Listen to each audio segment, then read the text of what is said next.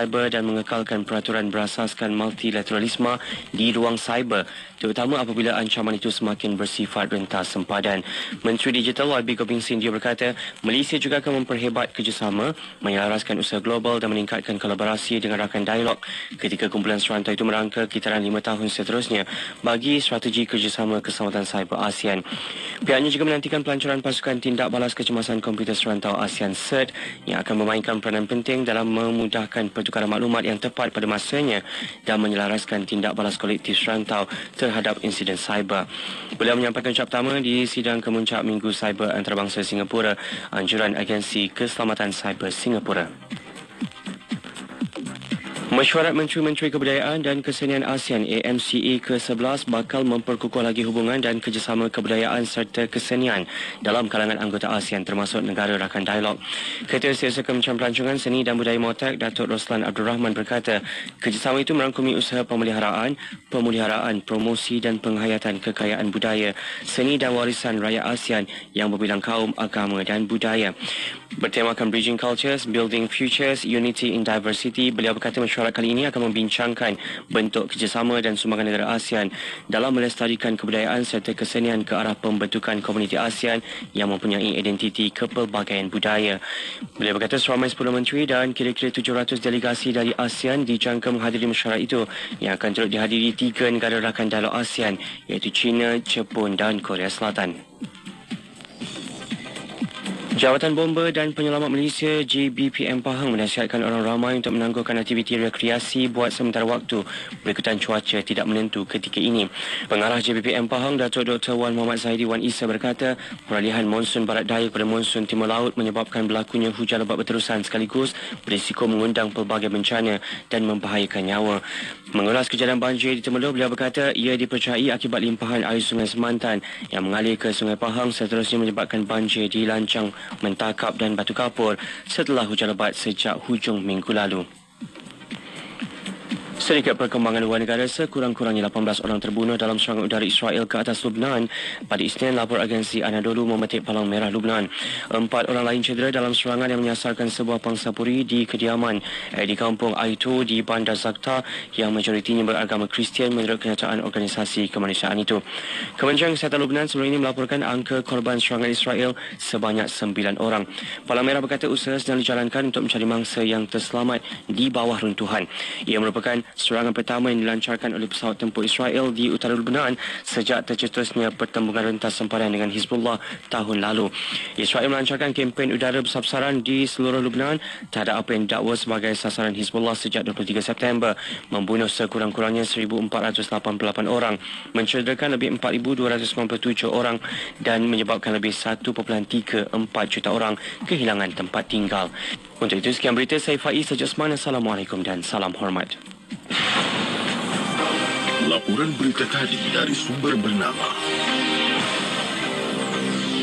Mat, lori kau dah buat pemeriksaan ke? Sudahkah anda membuat persiapan sebelum memandu? Adakah dokumen perjalanan anda lengkap seperti permit kenderaan perdagangan, cukai jalan dan pemeriksaan berkala Puspakom?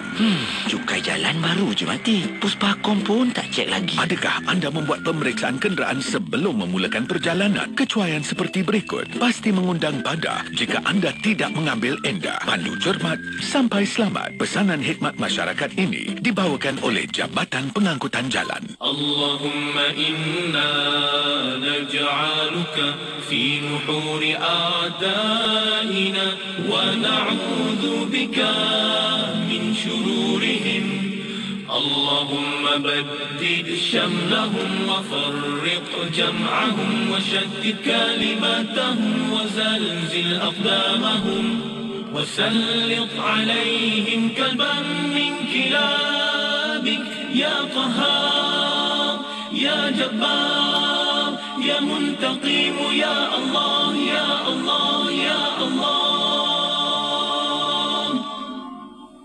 اللهم يا منزل الكتاب يا مجري السحاب يا هازم الأحزاب اهزمهم اهزمهم اهزمهم وانصرنا عليهم. Ya Allah, kami letakkan kamu di batang leher musuh-musuh kami dan kami berlindung denganmu dari kejahatan mereka. Ya Allah, hancurkan kumpulan mereka. Ya Allah, pecahkan pakatan mereka. Ya Allah, leburkan pendirian mereka. Ya Allah, musnahkan langkah mereka. Cengkamkan anjing-anjingmu kepada mereka. Ya Allah yang maha memaksa, Ya Allah yang maha perkasa, Ya Allah yang maha membalas, Ya Allah, Ya Allah, Ya Allah. Yang turunkan kitab, yang gerakkan awan, yang tewaskan tentera azab. Kalahkan mereka, kalahkan mereka, kalahkan mereka, dan kemenangan untuk kami. Selami ilmu untuk kehidupan kita seharian. Bersama Syafiq Saleh di Inspirasi Ilmu. IKIM FM, inspirasi utama anda. Hanya yang terbaik bersama IKIM FM, inspirasi utama anda. Assalamualaikum warahmatullahi wabarakatuh. Selamat pagi. Syukur, saya Syafiq Saleh. Kita buka tirai pertemuan untuk inspirasi ilmu. Hari ini hari Selasa, 15 Oktober 2024, 12 Rabiul Akhir 1446 Hijriyah. Yang memandu, yang bekerja bertugas, selamat laksanakan apa sahaja rutin harian kita dengan sebaik mungkin. Tak lupa, ada mungkin yang bercuti hari ini sebab shift bekerja kita tu. Apa pun juga, kita ambillah masa ruang ini dengan sebaik mungkin untuk susunkan, isikan dengan perkara yang bermanfaat. Jangan kita melengah-lengahkan masa kita, nanti rugi pula kan. Okey, baik, saya akan sama-sama temankan anda selama 3 jam sampai 1 tengah hari nanti dengan pelbagai perkongsian menarik hari ini. Okey, tapi nak ucapkan terima kasih kepada tim Inspirasi Pagi yang teman-temankan anda dengan pelbagai perkongsian yang sangat menarik tadi. Wow, Masya Allah meriah perkongsian ilmu. Kita nak teruskan lagi selepas ni. Kita ada rancangan syariah dan perundangan sebab kita nak belajar tentang langkah pencegahan ajaran sesat. Nanti kita bincang bersama dengan tetamu kita. Nak tahu siapa? Nantikan selepas ini. Boleh tonton di Facebook juga di YouTube Live IKIM FM. Amin, amin. Okey. Terima kasih yang komen like dekat dalam media sosial kita sebab kita nak meriahkan juga di platform online selain daripada platform frekuensi IKIM FM. Kita boleh sama-sama berinteraksi sebab hari ini kalau nak mendidik hati jiwa kita, pelbagai aspek yang perlu kita isi. Kan? Melalui dalam telefon pintar kita pun boleh juga dapat ilmu, dan sebab itulah kita kena berlumba-lumba untuk mencari ilmu sebab nak jadi baik.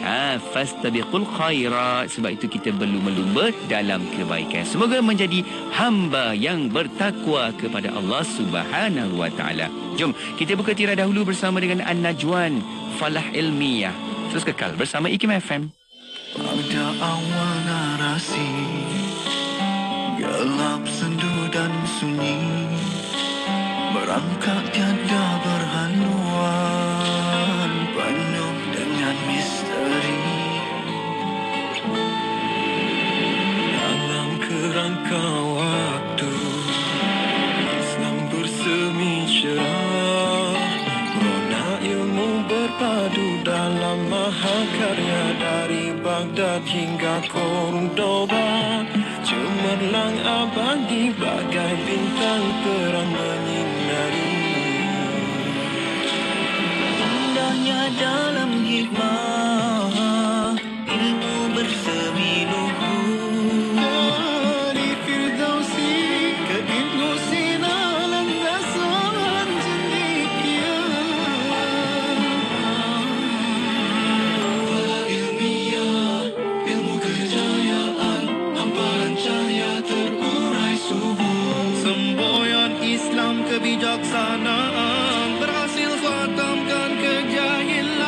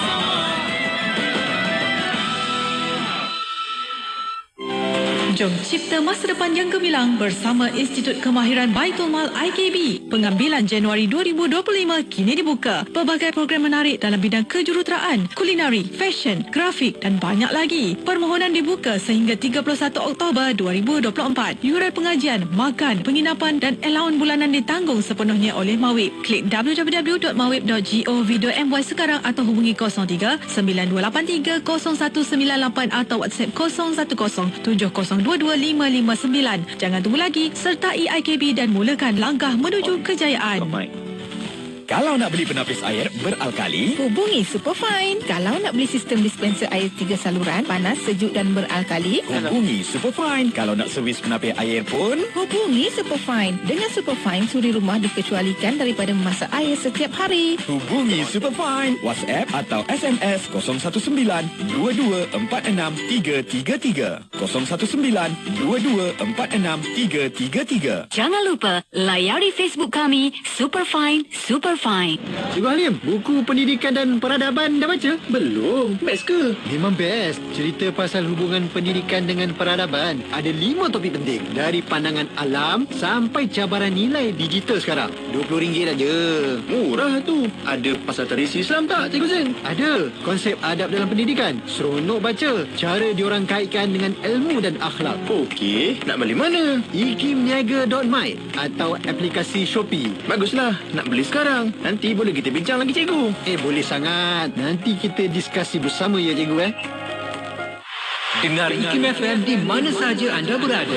Layari laman web www.ikimfm.my atau muat turun aplikasi Radio IKIM di Google Play Store dan Apple App Store. Terkini, IKIM FM turut boleh didengari melalui aplikasi Audio Plus dan MyTV mana-mana. Muat turunnya sekarang menerusi Google Play Store, Apple App Store dan Huawei App Gallery.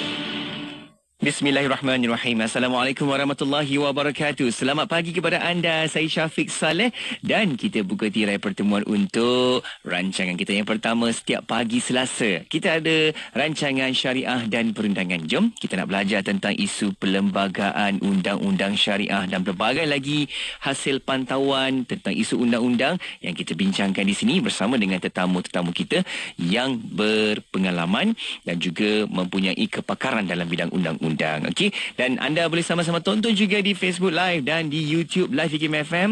Jom sertai kita di situ sebab menonton sambil mendengar boleh terus dapatkan ilmu yang bermanfaat menerusi perbincangan kita pada kali ini. Dan dalam pertemuan kita untuk hari ini, jadual kita bersama-sama dengan tetamu iaitu yang berbahagia Tuan Sakaria Semela, merupakan mantan Ketua Pendakwa Syari'i Negeri Sabah yang dah pun ada bersama kita dalam talian ketika ini nak mengalung-alungkan kehadiran. Assalamualaikum Tuan Sakaria. Waalaikumsalam warahmatullahi wabarakatuh. Masya Allah, apa khabar kita? Alhamdulillah sihat adanya.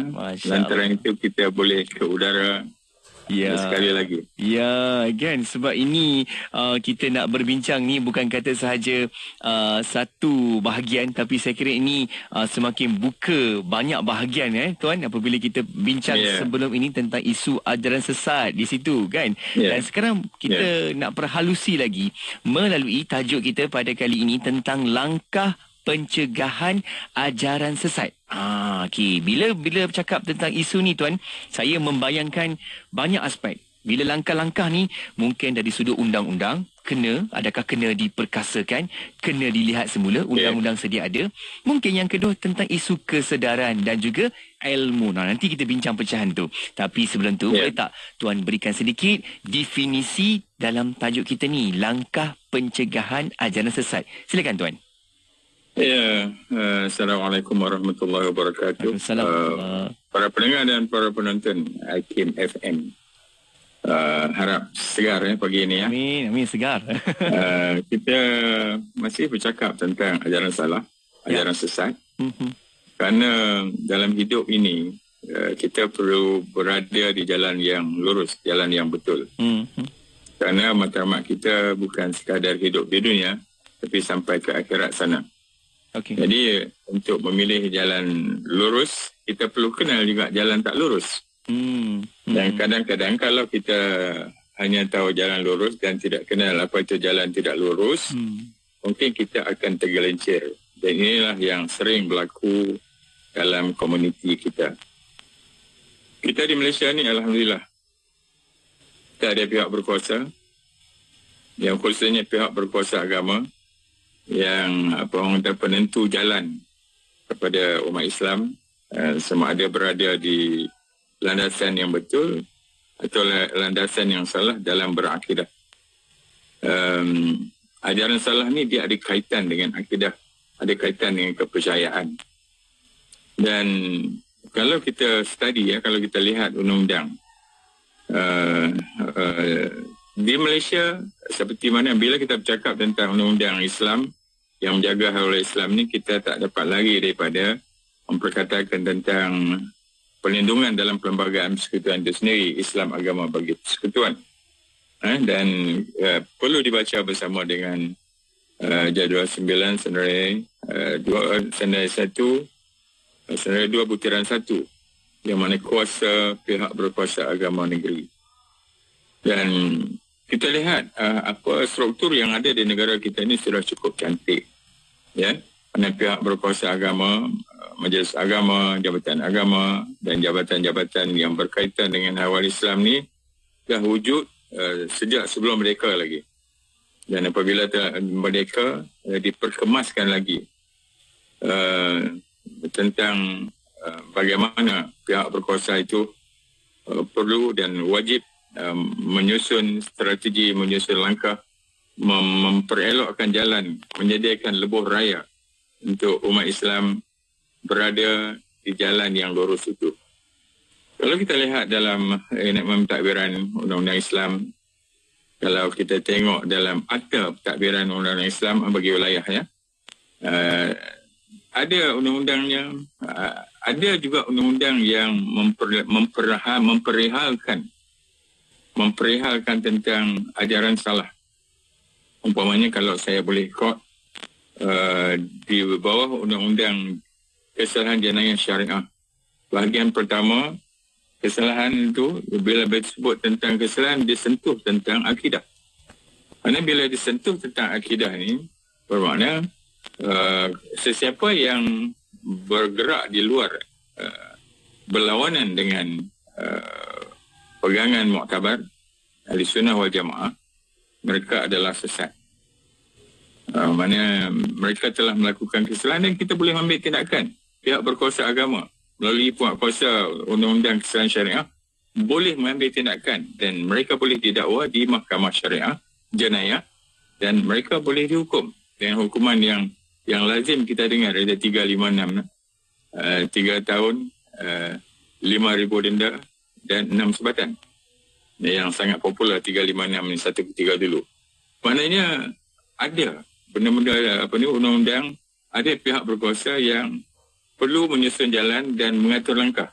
Dan kita ada satu lagi entiti ataupun agensi yang akan menjadi penentu sama ada amalan agama yang kita bawa itu, yang akan kita pegang itu betul atau tidak, iaitu institusi kemuftian. Dan mana di negara kita ini kita tidak susah, kita tidak perlu susah payah melihat apa yang betul, apa yang tak betul, kerana institusi agama dah ada dengan cantik. Ya, pihak berkuasa agama ada di setiap negeri, ada di luar persekutuan. Mereka menjadi penentu kita, dia penunjuk jalan. Jadi itu langkah-langkah yang ada untuk memandu kita berjalan di jalan yang lurus berhubung dengan kepercayaan dan penyusunan amalan-amalan yang berkaitan. Ya, itu yang kita, kalau kita nak kata langkah pencegahan, benda itu dah ada. Cuma apa yang perlu dimanfaatkan dalam pemikiran kita, kadang-kadang walaupun undang-undang itu ada, walaupun pihak berkuasa itu ada, kadang-kadang kita quote unquote lah, dia suka mencari sesuatu yang luar biasa, sesuatu yang pelik. Dan sebab tu macam saya sebut di awal tadi, apabila kita ingin berhasrat berada di jalan yang lurus, kita mesti kenal apa yang tak lurus itu. Supaya ia menjadi, orang kata, garis sempadan kepada kita. Kalau tidak, kita kata semua betul. Ada orang datang mengaku jadi Tuhan pun betul. Mengaku jadi Nabi pun kita percaya kepada dia. Air basuh kaki dia pun kita minum. Dan 2 hari lepas, seorang pemandu forklift mengaku menjadi Nabi. Dan telah didakwa di Mahkamah Tinggi Syariah Seremban Negeri Sembilan. Itulah betapa mudahnya orang kita lah. Walaupun kita berada dalam satu suasana, dalam satu situasi, ada pihak berkuasa agama, ada garis panduan, tapi orang kita masih lagi mau berjalan sendiri-sendiri diikut jalan lurus. Saya ingat itu dulu zakat ni pusingan pertama ni. Masya Allah. Jelas apa yang Tuan sebutkan itu tadi sebenarnya mungkin lagi lama ataupun lagi ada masa ke depan ni, kita tak tahu macam mana pendapat seseorang ataupun kefahaman seseorang kan berkaitan dengan isu-isu agama. Apatah lagi ada pula pihak-pihak yang cuba memberikan tentang mereka ini sebagai seseorang, orang-orang tertentulah.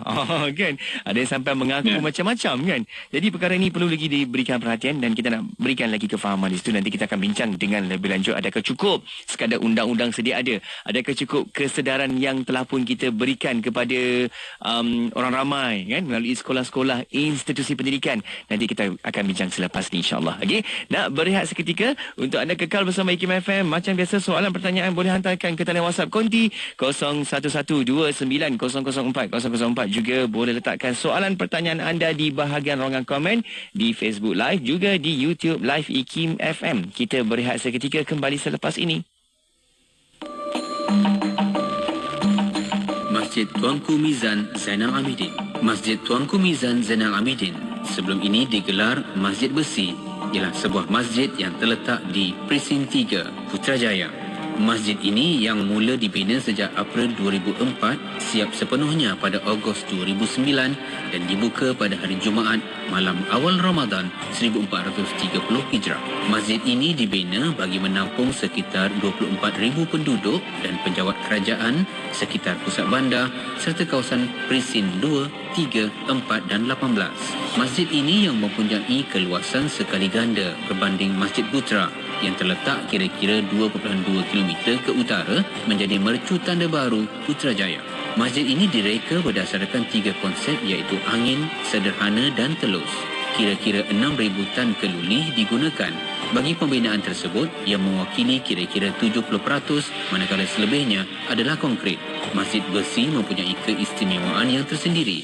Antaranya, tiada pemasangan kipas kekal ataupun alat penyaman udara di dalamnya. Sebaliknya, menggunakan gas penyejuk, gas district cooling atau GDC. Selain itu, masjid ini turut menggunakan seni bina jaringan wayar atau anyaman masyrabiyah yang diimport dari Jerman dan China yang turut dipasang pada Stadium Santiago Bernabeu di Madrid dan Perpustakaan Negara Perancis yang terletak di Paris. Pintu gerbang masuk juga menggunakan konkrit bertertulang kaca ataupun GRC bagi mempertingkat integriti sesebuah struktur serta kaca hablur bagi menjadikan masjid kelihatan berwarna putih dari jauh. Dari arah kompleks kerajaan, perjalanan menuju ke masjid akan menyeberangi sebuah jejantas yang menghubungkan dataran Putrajaya ke kawasan masjid ini yang dikenali sebagai Kiblat Walk seluas 13,639 meter persegi. Jejantas ini dihiasi dengan kolam air seolah-olah berada di kawasan kota istana purba Al-Hamra.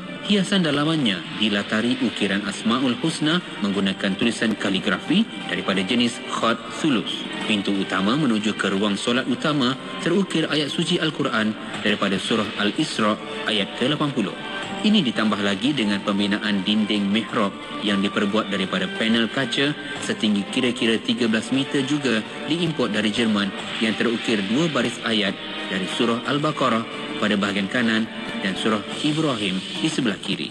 Uniknya, dinding mihrab ini tidak memantulkan kesan dari pancaran sebarang cahaya atau lampu menjadikan ukiran kaligrafi ayat suci berkenaan yang berwarna keemasan itu kelihatan jelas dan seolah-olah terapung di udara. Bahagian tepi bumbungnya sepanjang 40 kaki pula mampu mengelakkan jemaah yang bersolat di luar dewan solat utama terkena tempias hujan. Penyampai berkalimat.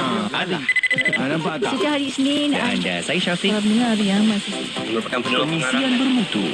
Inspirasi utama anda. Semuanya di IKIM FM. Hanya yang terbaik bersama IKIM FM, inspirasi utama anda. Syukur. Saya Syafiq Saleh kembali dalam pertemuan kita. Menerusi rancangan syariah dan perundangan, anda boleh tonton sekarang di Facebook Live, juga di YouTube Live IKIM FM. Boleh sertai kita, hantarkan soalan pertanyaan ke talian WhatsApp konti 0112900404. Juga anda boleh letakkan soalan pandangan anda di bahagian ruangan komen tu dekat media sosial IKIM. Okey, kita jom nak bersama-sama lagi dengan tetamu kita, iaitu yang berbahagia Tuan Zakaria Semela, merupakan mantan Ketua Pendakwa Syari'i Negeri Sabah.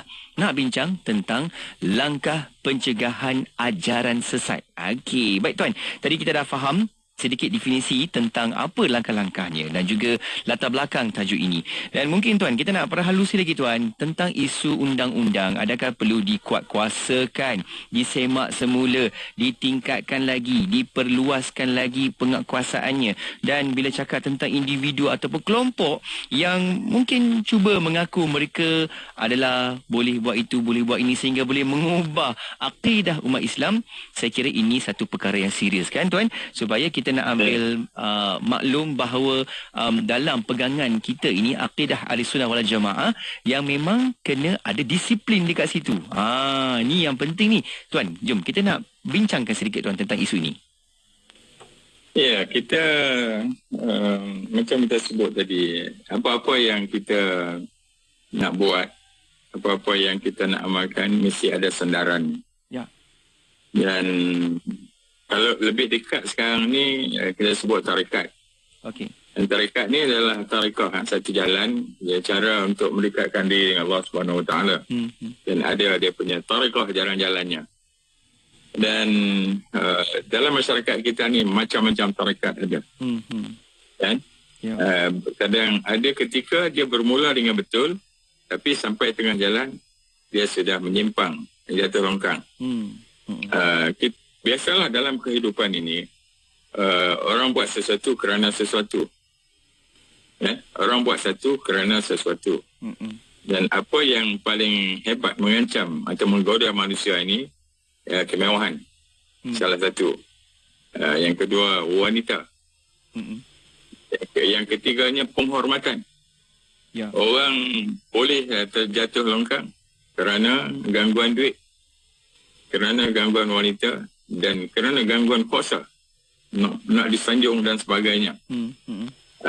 Dan orang kita pula, pengikut-pengikut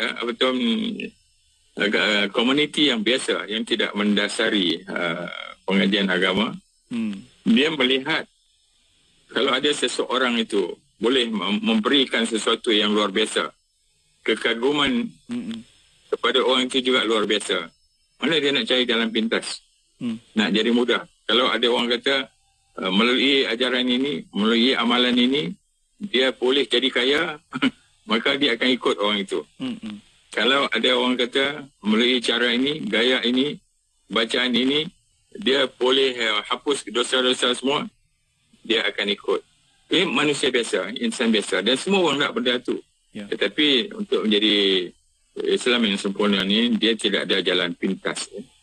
Kita punya permintaan kita hanya kepada Allah, tidak melalui manusia. Walaupun orang berkata ada tawasul, tapi tawasul tu kena tengok juga nak tawasul dengan siapa. Yang Rasulullah SAW, okey. Jadi kalau hal lain tu nak tawasul macam mana kalau dia bersama dengan kita. Ini prinsip yang perlu difahami. Okey, saya lihat macam Syafiq sebut tadi, apakah undang-undang perlu dipindah, apakah undang-undang perlu ditambah baik. Saya cuba melihat, membawa pendengar dan penonton meneliti. Ada undang-undang yang dibentuk khusus. Undang-undang itu hanya setakat ini ada di Negeri Sembilan, Enakmen Tarekat dan Tasawuf 2005, dan yang terkini ialah Enakmen Tarekat, Undang-Undang Tarekat tahun 2023 bagi Negeri Pahang. Dan saya lihat dengan adanya peruntukan ini, dengan adanya enakmen ini, undang-undang ini, dia satu sistem kawalan yang lebih teratur, yang lebih kemas diperuntukkan. Kerana sesiapa yang nak ikut tarekat, mana-mana tarekat, ada tata caranya. mesti mendaftar.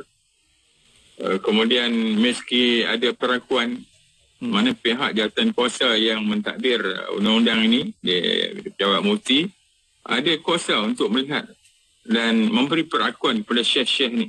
Syekh-syekh ni adalah ketua-ketuanya. Kan? Kalau kita perhatikan di sekeliling kita ni, macam-macam ada. Ada yang kumpulan meratib kuat, ada yang kumpulan yang meratib. So, di YouTube hari ni kalau kita Google, kita cari, kita akan temui macam-macam ada. Tak apa, apa-apa pun okey asalkan berada dalam landasan yang betul. Nak landasan yang betul tu mesti ikut apa yang ditentukan oleh pemerintah. Kita ada institusi mufti yang diberi kuasa undang-undang untuk menentukan, melihat ini betul, ini tak betul dan segala-galanya. Dan undang-undang ini, undang-undang tarikat Negeri Sembilan dia ada dikuatkuasakan pada tahun 2005. Kemudian hampir 18 tahun 18 tahun kan, 2005 2023. Okey.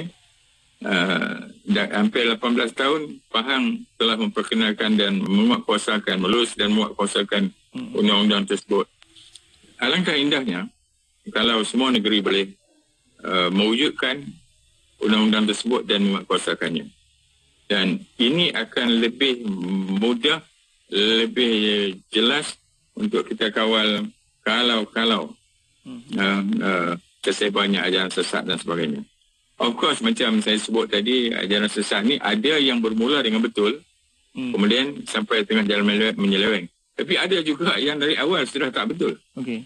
Macam mengaku menjadi Nabi, Tuhan Harun, Nabi palsu dan sebagainya. Ini benda-benda yang tak ada kaitan langsung dengan Islam. Dia bermula dari awal lagi dah tak betul sudah. Macam mana kita nak kata ada Tuhan bernama Harun? Ya? ada penguasa dunia yang bernama Ayah Pin, kerajaan langit. Ini pada kita lah kan, guna waras akal yang waras cukup lah. Guna akal yang waras, senantiasa rasional pemikiran. InsyaAllah kita tidak akan terjerumus kepada ajaran-ajaran salah ini. Dan seperti yang saya sebutkan juga, sudah tiba masanya untuk negeri-negeri lain di negara kita mengadakan undang-undang tarikat ini. Sebab saya percaya kalau undang-undang ni ada dan boleh dikuatkuasakan dengan betul, dia akan berupaya menyekat dan memastikan tidak ada siapa yang cuba mengambil kesempatan. Sebab kadang-kadang ketika inilah orang duk cakap tentang dunia nak kiamat, tak lama dah. Tak lama sudah dunia nak kiamat. Maka kita hendaklah kembali kepada Allah. Dalam kembali kepada Allah tu ada eksploitasi dari pihak-pihak tertentu. Kita tak kata dia bermula dengan niat yang tak baik, tapi saya lebih percaya bahawa dia bermula dengan baik, tetapi apabila dilambung dengan dokongan, dilambung dengan kemewahan, dilambung dengan itu, dilambung ini, kadang-kadang pembawa itu sudah lupa daratan.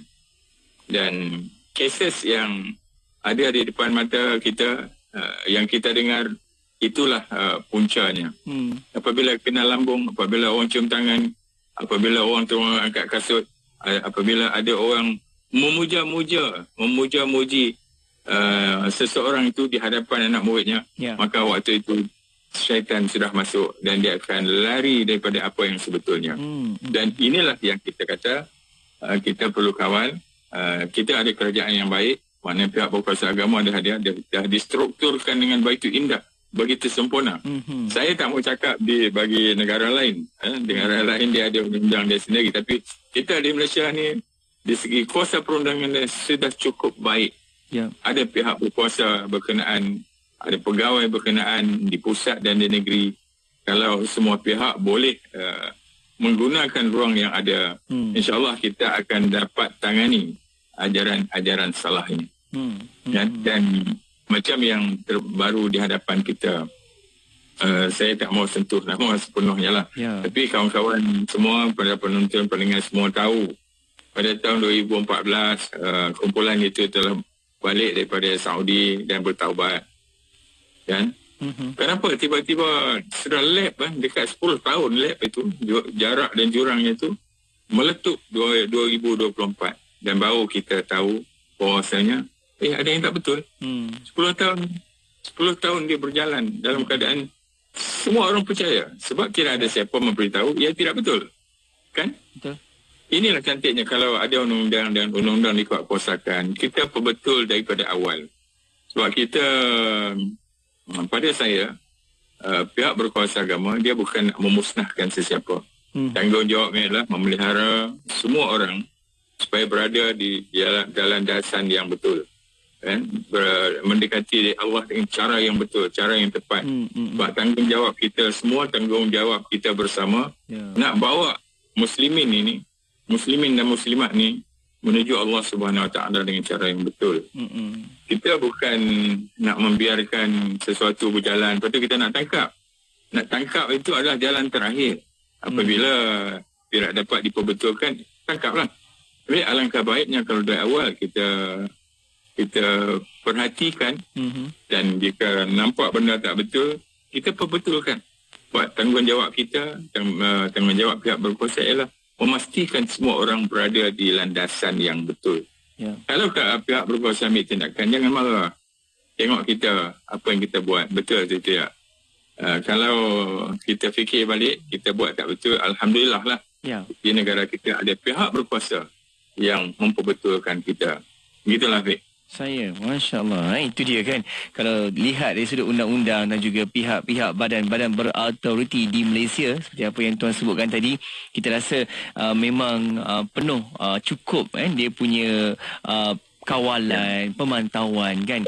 Dan ini juga turut kita perlu dibantu oleh masyarakat orang awam sebenarnya. Kalau ada apa-apa berlaku, sebab kita pernah bincang isu ni pada minggu-minggu yang lepas, bulan lepas kita bincang bagaimana orang awam pun main peranan penting, boleh buat laporan dengan di tempat yang betul kan, supaya tidak ada berlaku penularan ajaran sesat yang sedemikian. Okey, kita nak berehat seketika Tuan, dan kembali selagi selepas ni mungkin kita nak fahamkan sedikit tentang isu kesedaran dan juga ilmu. Ini penting ni, sebab kalau kita berpegang teguh dengan Al-Quran Sunnah, kan Nabi kata kamu tidak akan sesat sampai bila-bila. Tapi kalau negara makin maju, rakyat ni makin maju, kita tak nak tinggal jauh dengan agama. Bila tak ada agama, jadi maka akan jadi terpesong nanti. Nanti kita bincang selepas ni kenapa ilmu ni penting, supaya kita nak menjaga akidah kita, akidah yang betul mengikut syariat Islam. Baik, kita rehat seketika, kembali selepas ini. Untuk anda kekal bersama IKIM FM, soalan pertanyaan macam biasa hantarkan ke talian WhatsApp konti 0112900404. Juga boleh letakkan soalan dan juga pertanyaan anda di bahagian ruangan komen di Facebook Live. Kita berehat seketika, kembali selepas ini. Siapakah dia insan yang paling mulia dibandingkan dengan para anbiya dan para rasul? Nabi-nabi dan para rasul juga bekerja. Nabi Adam alaihissalam bertani. Nabi Ibrahim menjual pakaian. Nabi Nuh dan Nabi Zakaria adalah tukang kayu. Nabi Idris alaihissalam adalah seorang penjahit baju. Nabi Musa alaihissalam adalah pengembala. Dan riwayat menyebutkan tidak ada nabi dan rasul melainkan mereka itu mengembala kambing sebagai suatu perusahaan. Kerana itulah Nabi Daud alaihissalam sendiri difirmankan oleh Allah Subhanahu wa taala, wa 'allamnahu san'ata labusin lakum lituhsinakum min ba'sikum fahal antum syakirun.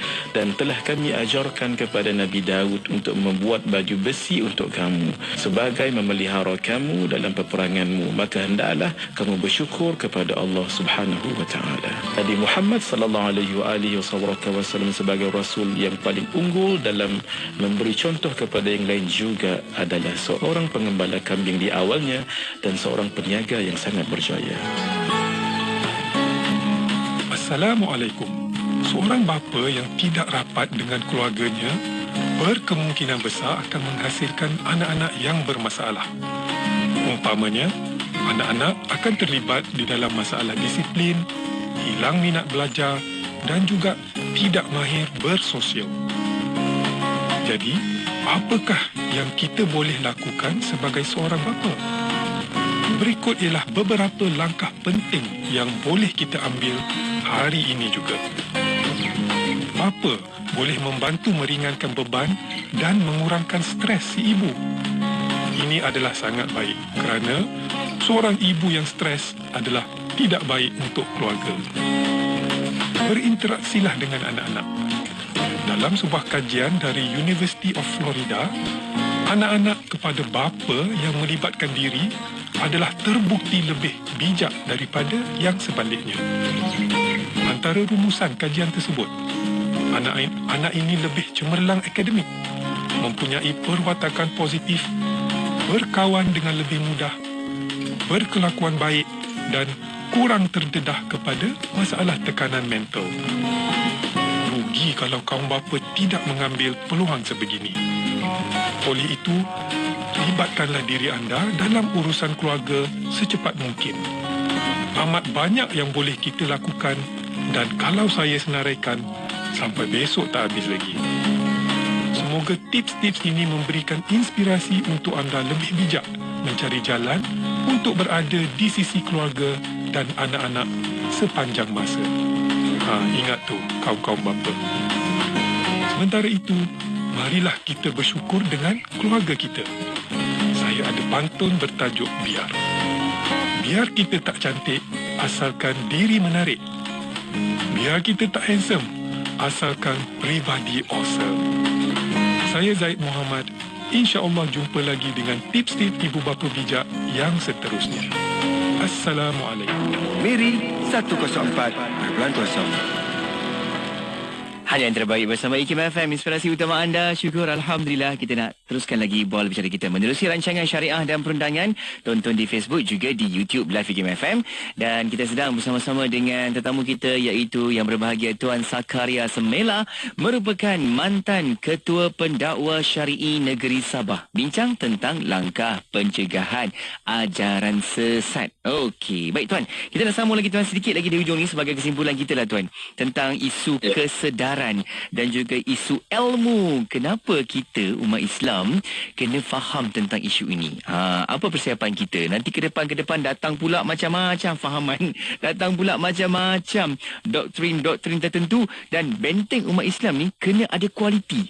Supaya tidak terjerumus ataupun terpesong dengan apa-apa sahaja aliran-aliran yang tidak sama seperti ajaran Islam. Tuan, silakan. Ya, kita pesanan saya kepada penonton dan pendengar, carilah ilmu di mana saja, tapi perlu tengok juga pengajar itu siapa. Dan pengajar itu siapa, sebab dalam dunia yang semakin rencam, dunia yang luas begini, macam di Malaysia penduduk 30 juta lebih ini, penceruk rantau.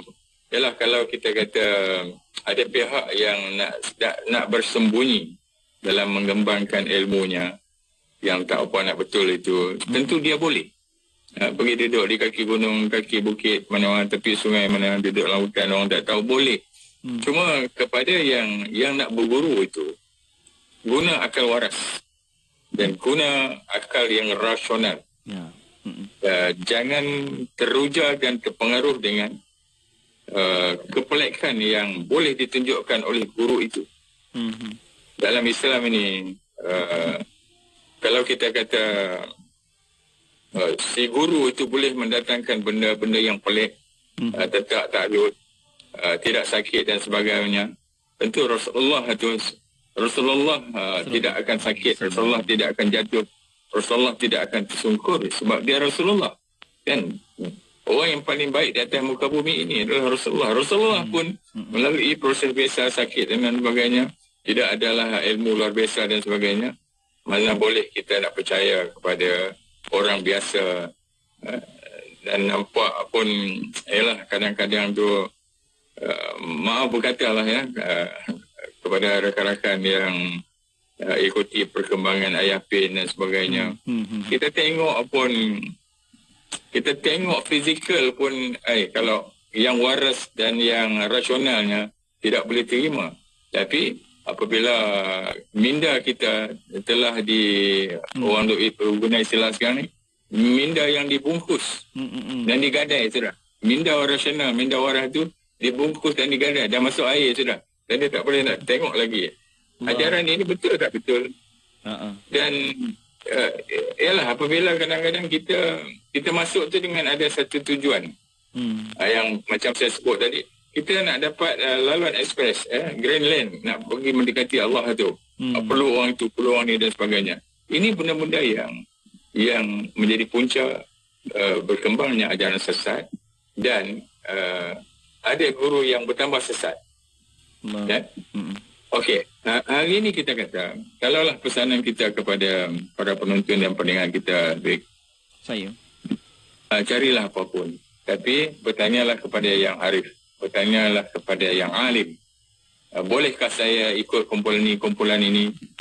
Kitalah yang menjadi orang terawal yang boleh membetulkan diri kita. Jangan sampai dah berjalan 3 suku hayat sudah, baru kita nak bertanya kepada orang alim, kepada pihak berkuasa. Pada saya, dalam situasi di negara kita yang berstruktur ini, kerajaan ada tanggungjawabnya secara khusus. Jangan pilih yang lain. Soal kita setuju tak setuju itu cerita lain, tetapi bertanyalah kepada jamaah, satu kumpulan yang rasmi. Kita ada mufti ada 14 orang, kan? Dalam setiap negeri yang tu jatuh kuasa fatwa tu ada keahliannya 12-13 orang. Kan? Dan bila dikumpul semua, mereka ini ada kuasa, ada authority, dilantik untuk menjaga kita. Bertanyalah kepada pihak berkuasa agama. Kalau kita nak menuntut ilmu apapun, jangan malu-malu, jangan pandai-pandai. Sebab kalau kita pandai-pandai, kalau nak haid, akhirnya kita akan jatuh longkang. Sedian bayangkan tuan-tuan, niat kita jujur, ikhlas, saya nak jadi orang baik, nak dekat kepada Allah Subhanahu Wa Taala, tiba-tiba di hujungnya bukan Allah yang ditemui, kan? Bukan jalan Allah yang dilalui, tapi jalan, minta maaf lah ya, jalan syaitan. Jadi rugilah hidup kita, walaupun niat kita hanya betul, tapi di hujungnya kita sesalah langkah. Jadi lebih baiklah di awal lagi, kalau nak cari apa-apa, nak tuntut tarekat ke apa benda ke, bertanyalah kepada pihak berkuasa agama. Boleh atau tidak saya follow ini? Kadang-kadang masyarakat kita tanpa ada pertimbangan, neraca pertimbangan yang kukuh, yang dia boleh timbang okey tak okey, dia terus ikut. Dan terus ikut. Dan terus percaya. Dan kita yang berada di arena ini, Syafiq, kita dekati, kita cuba, kadang-kadang kita lihat, Allah, di mana manusia ni kewarasan dan kerasionalannya itu di mana sudah hilang. Dibungkus kemas yang waras dan rasional itu dah tak ada. Kerana nak sesuatu yang ni. Jadi pesanan kita, bertanyalah kepada pihak berkuasa agama. Kalau kita nak ikut tarekat, nak terikut jalan siapakah, ada guru dari sana datang memberitahu ilmu ini bagus, tanya kepada pihak berkuasa agama. Sebelum pihak berkuasa agama guna undang-undang, kita buat dulu. Dan cadangan saya yang terakhir, yang dah sebut tadi, kalau dah 2 negeri sudah ada undang-undang tarekat, maka 12 lagi cubalah buat. Kesian tengok Muslim mukmin yang cuba nak jadi baik, tiba-tiba tersalah langkah. Kesian kat dia orang. Jadi begitulah harapan kita, Syafiq. Kita harap para pendengar di radio IKIM FM dan penonton di YouTube kita ini boleh sampaikan mesej ni. Simple je mesej dia. Nak belajar sesuatu, nak ikut tarekat tertentu, bertanyalah kepada pihak berkuasa agama. Pergilah pejabat mufti tanya, betul tak betul ini? Kalau mufti kata dah tak betul, takkan kita nak kata betul? Kerana siapa kita? Kan? Kalau kita tak ada ilmu, tak kucing pun kita boleh kata bajun. Kan? Sebab tak ada ilmu. Betul, ilmu itu penting. Dan bertanyalah kepada yang arif, bertanyalah kepada yang betul, supaya perjalanan kita menjadi betul dan kita akan bertemu dengan Allah SWT di akhirat. Itu matlamat kita, Fik. Masya Allah, tepat sekali apa yang Tuan sebutkan Tuan, sebab perlunya rujukan. Inilah kena ada berguru ni, dan guru yang betul.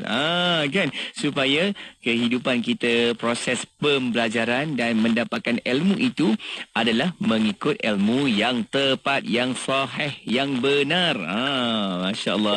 Dan mungkin kita akan lebih perhalusi nanti selepas ni Tuan, adakah dari sudut perendangan negeri dan juga perendangan di peringkat federal tentang isu ini, adakah perlu lagi penyelarasan kan, sebab bila Tuan sebut tadi tentang negeri-negeri kan, jadi kita harapkan mana-mana yang mendengarkan ini pasti akan faham penstrukturan undang-undang itu ada di bawah negeri masing-masing dan juga ada di bawah peringkat federal. Itu kita faham. Baik, apapun jua, yang paling penting matlamat kita adalah untuk mengekang daripada kita terjebak dengan ajaran sesat. Adapun di sekitar kita, laporkan dengan sebaik mungkin. Ada channel-channel tertentu kan Tuan, untuk kita maklumkan supaya perkara ini tidak berlarutan dan tidak memudaratkan. Terima kasih Tuan atas perkongsian yang sangat bermanfaat. Saya kira jumpa lagi untuk seri kita akan datang. Semoga baik-baik untuk Tuan dalam tugasan Tuan, insya-Allah. Jumpa lagi untuk pertemuan kita nanti. Assalamualaikum Tuan.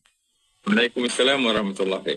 Syukur, Alhamdulillah. Terima kasih kita ucapkan kepada yang berbahagia Tuan Sakaria Semelah, merupakan mantan Ketua Pendakwah Syari'i Negeri Sabah, atas bincang kita berkaitan dengan langkah pencegahan ajaran sesat. Dan untuk anda kekal bersama IKIM FM sebab banyak lagi perkongsian selepas ini.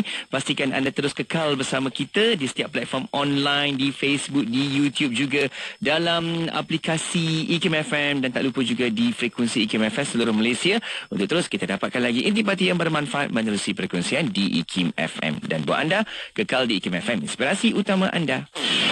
Dengar IKIM FM secara percuma menerusi aplikasi IKIM, Audio Plus dan MyTV mana-mana di peranti pintar anda. Permohonan adalah dipelawa daripada warga negara Malaysia yang berkelayakan untuk mengisi jawatan di Institut Kefahaman Islam Malaysia IKIM sebagai pegawai penyelidik grade DQ41 di Pusat Kajian Syariah Undang-Undang dan Politik IKIM. Jawatan adalah bertaraf tetap dengan tempoh percubaan 1 tahun sehingga maksimum 3 tahun tertakluk kepada prestasi dan syarat-syarat yang ditetapkan. Syarat-syarat permohonan adalah memenuhi syarat kelayakan umur yang ditetapkan dan memiliki ijazah sarjana muda atau ijazah sarjana dalam bidang akidah dan perbandingan agama yang diiktiraf oleh IKIM daripada institusi pengajian tinggi tempatan atau swasta atau kelayakan setaraf dengannya. Keutamaan akan diberi kepada calon yang mempunyai pengalaman 2 tahun dalam bidang-bidang akidah dan perbandingan agama. Antara bidang tugas, menjadi pegawai pengantara dan menyelaras perhubungan dengan pemimpin-pemimpin pelbagai agama non-Muslim community leaders. Mencadang dan melaksana projek penyelidikan yang berkaitan bidang penghususan dan menyelaras program, membuat kerja penyuntingan, pembentangan kertas kerja dan artikel akhbar. Calon-calon yang berminat boleh mengemukakan permohonan anda ke Unit Modal Insan IKIM sebelum atau pada 16 Oktober 2024. Untuk maklumat lanjut, layari www.ikim.gov.my. Dengan kuasa periklanan IKIM FM, kami mampu melonjakkan jualan dan keyakinan terhadap produk dan perkhidmatan anda. Tidak perlu bersusah payah mencari pelanggan kerana IKIM FM ada lebih 1 juta pendengar. Tidak ada ramai pengikut media sosial. Jangan sedih, kami ada FB, IG dan TikTok yang ada ramai pengikut yang aktif. Tidak perlu pening memikirkan jualan anda. Peluang ada di sini kerana IKIM FM diyakini. Serahkan kepada IKIM FM untuk perkenalkan jenama anda. Hubungi segera unit pemasaran IKIM FM 017-323-5412 atau 03-6204-6384 dan email iklan@ikim.gov.my. Sentiasa bersama berkongsi info terkini. Setakat ini tidak menerima sebarang permohonan daripada mana-mana pihak berhubung. Pastinya di IKIM FM, inspirasi utama anda.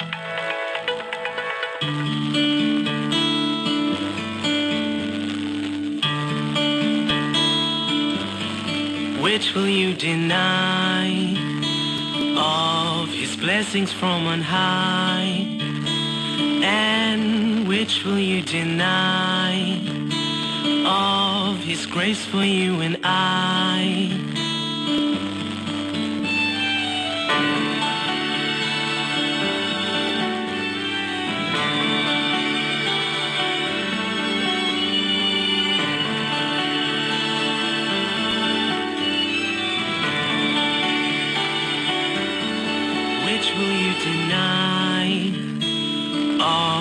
blessings from on high?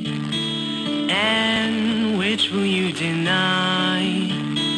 Of His grace for you and I. And before you look at anything else, take a good look at your own self. The eye that sees the miracle of life, and the heart that sees eternal truth. The wonder of wonders in all of creation, within and without it is you. The wonder of wonders in all of creation, within and without it is you.